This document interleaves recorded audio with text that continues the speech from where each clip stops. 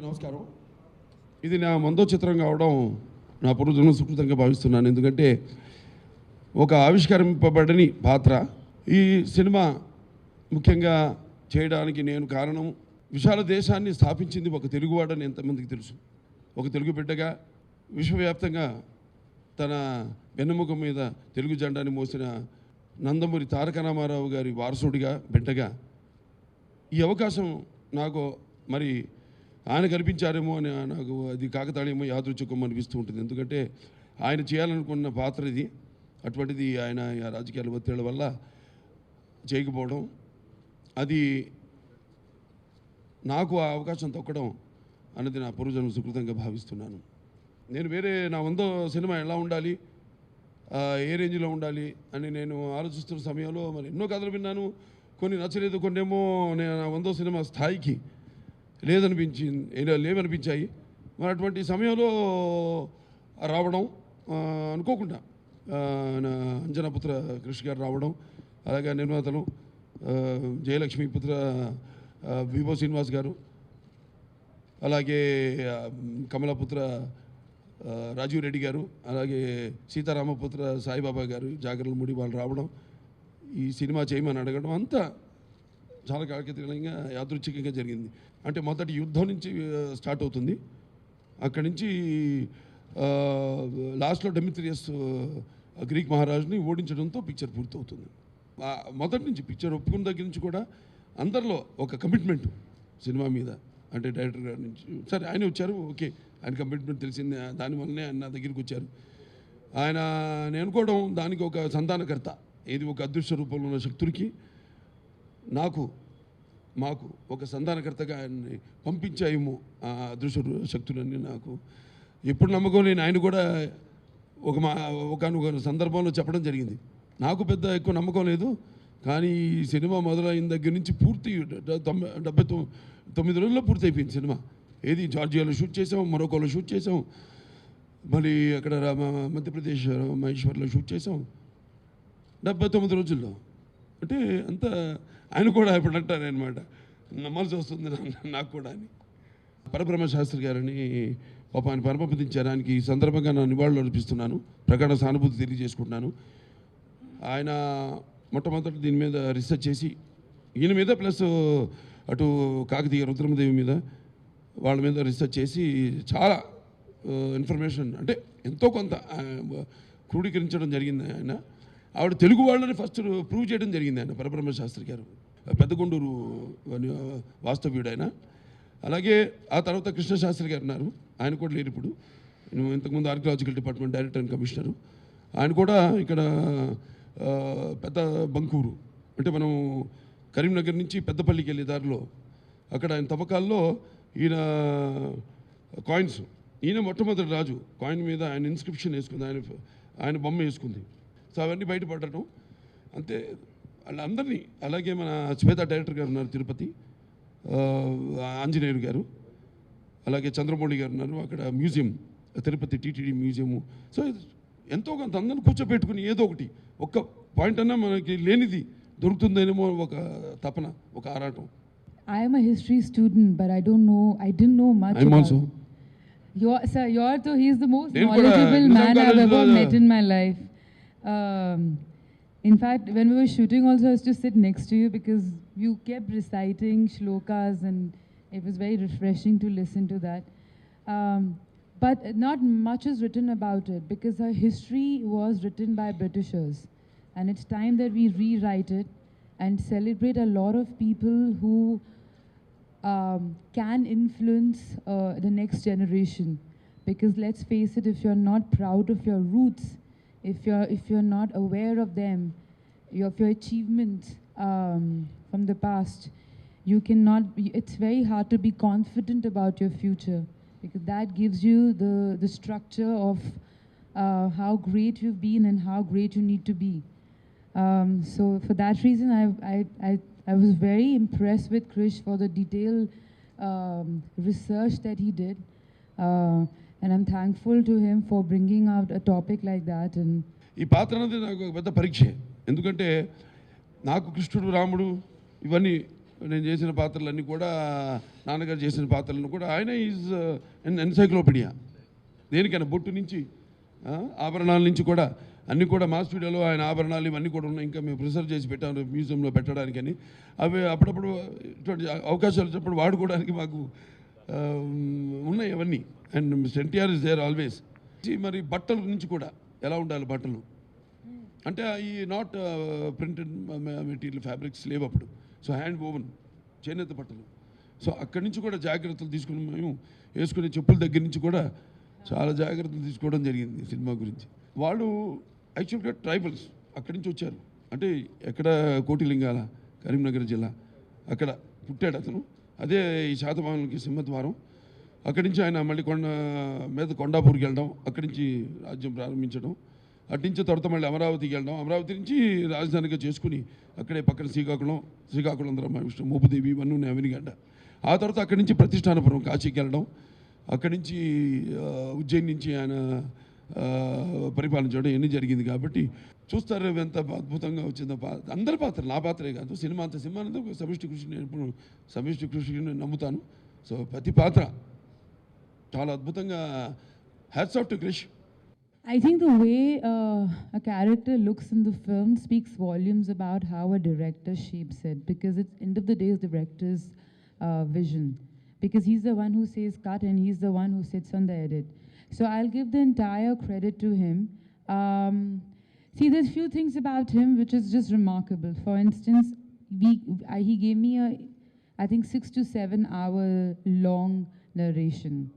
So we not only, and then we had a discussion later. So we not only spoke about this era, this king, about him, about me, about small things as to what costumes or my hair that I'll be having, to my character graph, to what I'm feeling, to what emotions I'm going through.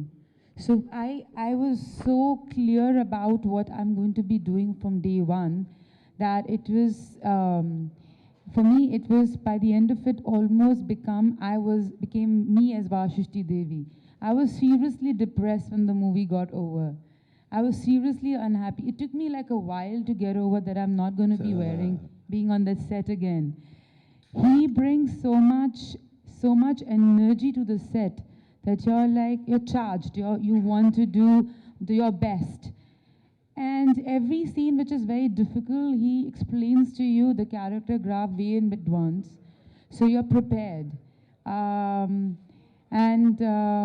He gives you key notes. He tells you, he connects that character to your life. Even though me in today's DNA to then, it's just, but then emotions are the same. You feel the same pain when you're losing your loved one. You feel the same sinking feeling when you know that someone who's going away you might not see them ever again. It's the same pain today or then. So he makes you go through that really well. Between him and me, you know that he gives his best, I give my best, and he's being very cooperative. So I think it just worked. Kabir Bedi గారు మొదటి రోజు నేను ఆయన ఎదురైనప్పుడు అన్న dialogue నన్ను అంటాడు, మీరు అధమ జాతిర అనేది అంటాడా అంటే బడుగు జాతిర అంటాడు నన్ను. అంటే మొత్తం తెలుగు జాతిని అంటే బడుగు జాతి కాదరా తెలుగు జాతి, అధమలం కాదరా ప్రథమలం అని డైలాగ్ ఉందంటాం. అన్నీ చూశాడు పర్ఫార్మెన్స్. ఆయన కొంచెం వాళ్ళు అంటే ఇంకా పాత్రలోకి వెళ్ళాలి కదా వాళ్ళు కూడా. మొదటి రోజు చూశాడు ఆయన 1-2 షాట్లు ఇచ్చి అన్నీ చూసి, క్రిష్ గారు సారీ నేను వెళ్ళిపోతున్నాను హోటల్కి, ప్లీజ్ ఫర్గివ్ మీ, నేను backup for me, have to go now, have to learn get in to the role. ఊరికే బ్యాకప్ వేసుకున్నా అంటే ఫస్ట్ డే ఎవరన్నా అంతే కదా, పాత్ర అందరు కలిస్తే will know our emotions, the characterization. So it just packed up and went off, take the permission అని చెప్పేసి వెళ్ళిపోయారు. ఆయన నా షార్ట్స్ అన్నీ తీసుకున్నాం. రాత్రంతా నిద్రపట్టలేదు ఆయనకి. రాత్రంతా డైలాగులు ఇది అద్దం ముందు కూర్చుని ఎలా ఒక కన్బొమ్మ తనం ప్రతిదీ డీటెయిల్డ్. అందుకే ఆయన కూడా అంత పెద్ద ఆర్టిస్ట్ అయినా చూడండి, ఒక ఆర్టిస్ట్ అంత పెద్ద ఆర్టిస్ట్ అయినా ఒక తపన అనేది ఇటువంటి పాత్రలు వచ్చినప్పుడు అవకాశం వస్తుంది. సత్సంకల్పం, అకుంఠ దీక్ష, ఒక మంచి సినిమా తీయాలి అనే ఒక మంచి ఉద్దేశంతో వాళ్ళు ఇచ్చినప్పుడు నేను చెప్పాను ఇందాక అదృశ్య శక్తులన్నీ కూడా ఇప్పుడు ఈ సినిమా షూటింగ్ జరుగుతున్నప్పుడు when it was raining in all over India, all throughout India. Yeah. మధ్యప్రదేశ్లో మేము షూటింగ్ చేసాం మహేశ్వర్లో. ఒక్కరోజు కూడా వర్షం వల్ల, అవుట్డోర్ షూటింగ్ మాది, ఒక్కరోజు కూడా వర్షం వల్ల మా షూటింగ్ క్యాన్సిల్ కాలేదు, ఒక్కరోజు కూడా. Do you know what happened? So once it was raining and it was this really important scene and I prepared for it the whole day. We were shooting in the that 4 to 5 that magic light. And then at 3:30 started raining and Krish, I was ready. Krish is like, come to the location. I'm like, but it's raining. It's raining. We can't shoot it. So he's like, no, just come. And it was, I thought we were not shooting that scene. So we decided to just do a rehearsal. And while we were doing rehearsal between me and Hema ma'am, Krish, we all felt it was nicer when it's raining. So we shot the scene when it was raining, natural rain.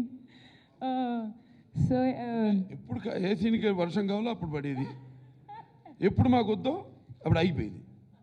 Producer side నుంచి అసలు వాడు టెన్షనే లేదు వారికి, ఎందుకంటే ఆ నమ్మకంతోనే వచ్చారు వాళ్ళు, ఆ ధైర్యంతో. ఇందాక చెప్పాను సత్సంకల్పం కావాలి, అకుంఠిత దీక్ష పొందాలని. అలాగే వాళ్ళు అలాగే బ్రహ్మాండంగా సినిమా ఎటువంటి అంతరాయం కలగకుండా ఎన్నెన్నో లొకేషన్స్తో షూట్ చేసాం, మొరకోలో షూట్ చేసాం, అలాగే ఇక్కడ జార్జియాలో షూట్ చేసాం. అంతా కూడా బ్రహ్మాండంగా అక్కడ వాళ్ళు మేము అంతా కూడా బాగా కలిసిపోయి, అక్కడ ఫైట్ మాస్టర్లు కూడా చేశారు, రామ్ లక్ష్మణులతో సహా కూడా అక్కడ ఫైటర్లు ఉన్నారు. అందరు కూడా ఒక పిక్నిక్ లాగా, అంటే అందరు సరదాగా కూర్చొని బ్రహ్మాండంగా ఒక కుటుంబ సభ్యుల్లాగా జరగడం. ఆయనలో నచ్చింది ఏంటంటే 5 సినిమాలు ఒకరితో కాదు, 5 డిఫరెంట్ సినిమాలు చేశాడు ఆయన. చేసి వచ్చి సినిమా చేయడం అంటే, ఇప్పుడు నాకు కొందరు ఉంటారు నా లైఫ్లో కూడా, డైరెక్టర్స్లో స్టీఫెన్ స్పీల్బర్గ్ వాళ్ళందరూ ఉంటారు. సినిమాలు చూస్తుంటాను, ఒక్కొక్క సినిమాకి సెంటర్స్ స్టేట్ ఏంటి, జురాసిక్ పార్క్ అయితేనేంటి, లేకపోతే మన ఇంకోటి అలా ఈటీ అవుతారు కదా, అది వేరు, ఆయన జేమ్స్ కెమెరాన్, అలా రకరకాల సినిమాలు, ఇండియానా జోన్స్, ఒక సినిమాకి డ్యూయల్ సంబంధం ఉండదు సినిమాకి. అలాంటి మన director Krish.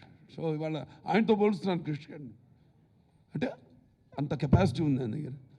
The most challenging part for me, well, when I heard the script and by then he showed me some of your pictures as well, photographs. I think the most challenging part for me was, and I've been a Krish fan and I've worked with him, there was a little bit of nervousness and fear the first day, and I think that's good. Every actor should be nervous and little afraid. And it's a beautiful process when you give your first shot, second day, third day, the nervousness becomes your strength, and then because that drives you to give your best. And I think for me the challenge was that I wanted to live up to Krish's expectations, because he had faith in me, live up to make sure that my character works against him, because his whole aura and persona in the film is fantastic. And just to make sure that I do justice to a story like this, because this is a story that needs to be told. పాండవనాశంలో ఆవిడ ఒక పాట చేసింది. అప్పుడు చేసిన తర్వాత నాన్నగారు అనుకున్నారు ఆవిడని శ్రీకృష్ణ పండమి అనుకుని మా మేనమామయ్యని పంపించారు. ఆయన కూడా ప్రొడక్షన్ చూసుకున్నాడు, రుక్మంగధరరావు గారిని. ఆయన పంపించారు వెళ్ళి మాట్లాడమని. అప్పటికే ఆవిడ ఏదో 5 సినిమాల కాంట్రాక్ట్ ఏదో హిందీలో సైన్ చేసింది ఆవిడ. అయ్యో పెద్ద ఆయన కౌరు పెట్టారు, చేయలేకపోతున్నాం, మిస్ అయిపోతున్నాం ఇక్కడ మేము ఇట్లా అంటే, తర్వాత కేర్ విజయ్ గారిని పెట్టడం జరిగింది రుక్మిణి పాత్రకి. సో ఆ తర్వాత మళ్ళీ ఒక సినిమా చేసిన ఆవిడ శ్రీకృష్ణ విజయం, ఎంఎస్ రెడ్డి గారు సినిమాలో ఒక సాంగ్ చేసింది ఆవిడ. మళ్ళీ అక్కడ ఇంద్రలోకంలో ఏదో రంభ మేనక ఊర్వశిల్లో ఏదో పాత్ర. తర్వాత మళ్ళీ చేయడం ఇక్కడ తెలుగులో ఇదే అంటే పాండవనాశంతో ఇది 2వ సినిమా. అది మొదటిది నాన్నగారితో, ఇది నాతో. డెఫినెట్గా ఆవిడలో ఇప్పుడు ఆవిడ చూసింది మన పద్ధతి ఏంటి, అసలు పాత్ర ఏంటి, పద్ధతి అని కాదు, ఎక్కడైనా పద్ధతిలో ఒకటి. వాళ్ళు గొప్ప సినిమాలు తీశారు, బాజీరావు మస్తాని ఏంటి, లేకపోతే మిగతా జోధా అక్బరి అని చేశారు బ్రహ్మాండ సినిమాలు. ఇక్కడ కూడా మనలో ఆ తప్పని సినిమా క్యారెక్టర్ రేంజ్. సో ఎక్కడైనా ప్రాంతాలు వేరైనా పాత్రలు ఉన్నాయి, బ్రహ్మాండమైన పాత్రలు. ఆ ప్రాంతాలను వాటిని బట్టి అక్కడ పాత్రలే. కాబట్టి ఆర్టిస్ట్కి ఏం లేదు, ఆవిడ చెప్పింది కదా, ఇంకా పాత్ర నుంచి బయటపడలే ఎవరు. శివరాజ్ కుమార్ గారు నేనే ఫస్ట్ ఐడియా ఇవ్వడం జరిగింది. ఏమంటే ఎలా ఉంటుంది, అప్పుడు అంతకుముందు ఫంక్షన్కి ఒకటి వెళ్ళాను బెంగళూరులో. వెళ్ళి తిరిగి వచ్చాక ఆయన వెళ్ళానని కాదు, ఆయన పిలిచాడని కాదు, నాకు అనిపించింది అద్భుతమైన పాట సన్నివేశం అది. ఆ పాటలోనే ఈవిడి తెలుస్తుంది. కొన్ని చెప్పాలనుకుంటే చెప్పనివ్వదు. అక్కడ మేము సంతకి వెళ్తాం, ఏదో సంతలో వింతలు చూడడానికి అని, మళ్ళీ పిల్లలు అయిపోవడానికి ఇద్దరం వెళ్ళిపోతాం. To become kids. That's the dialogue. No I tell you in the night scene. పొద్దున్న రెడీగా ఉండంటాడు. దేనికి ఉంటుంది, పదా సంతలకు వెళ్దాం, వింతలు చూద్దాం, మళ్ళీ పిల్లలు అయిపోతాం అని కలిసి వెళ్తారు అక్కడికి. అక్కడ తెలుస్తుంది. చెప్దాం అనుకుంటాను సన్నివేశంలో, చెప్పనవుదు ఆవిడ. ఆడ పేరు చెప్పగానే పులమావి అని, కానీ పులమావి అదిగోండి అక్కడ బ్రహ్మాండ ఒక ఏదో కొనాలి పులమావి కానీ పరిగెత్తుంది కొట్టికి. ఏమో చెప్పాలని పులమావిని శాతకాన్ని తీసుకోమన్నాడు.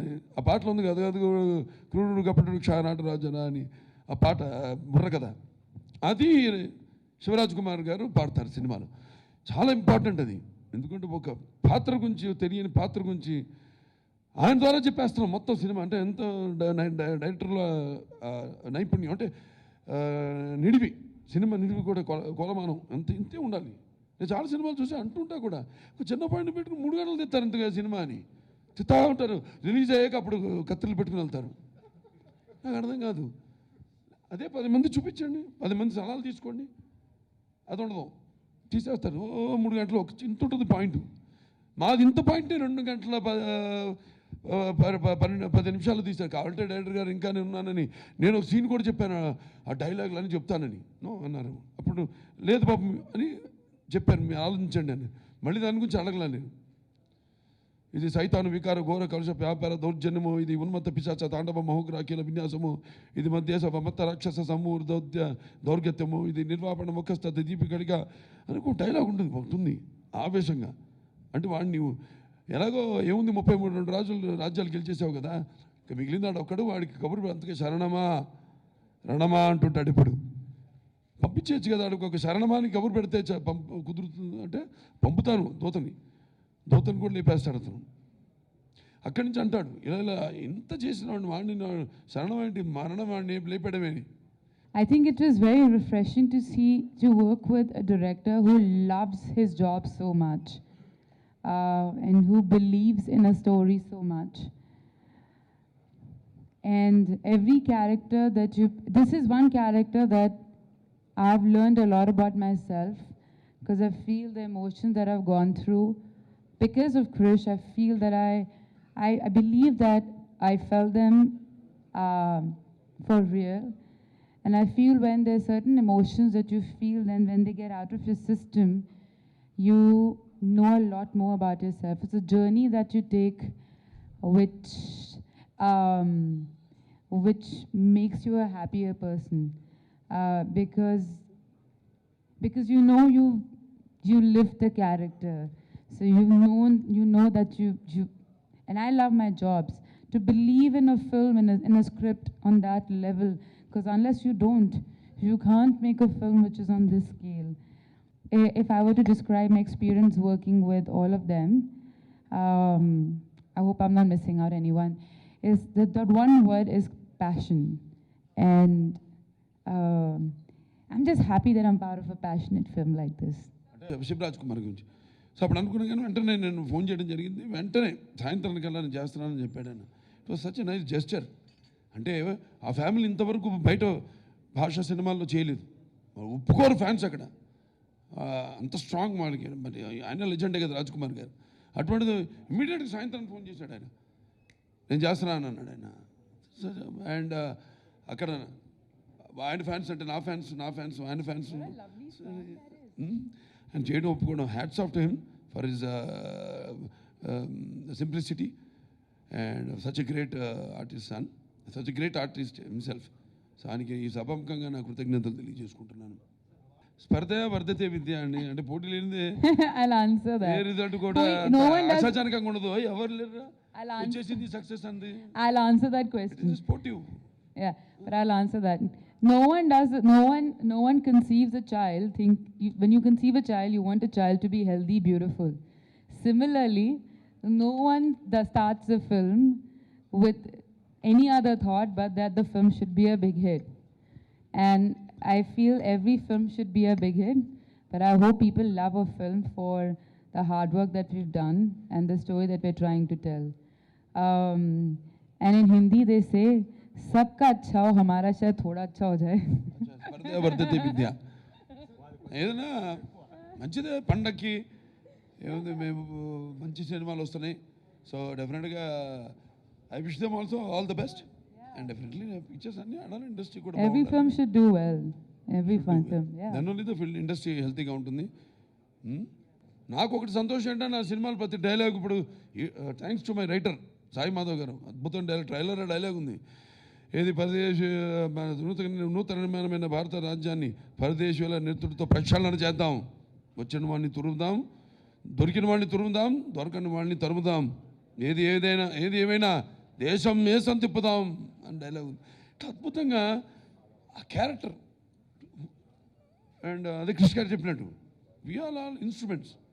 He wants a person to speak particular this film that role.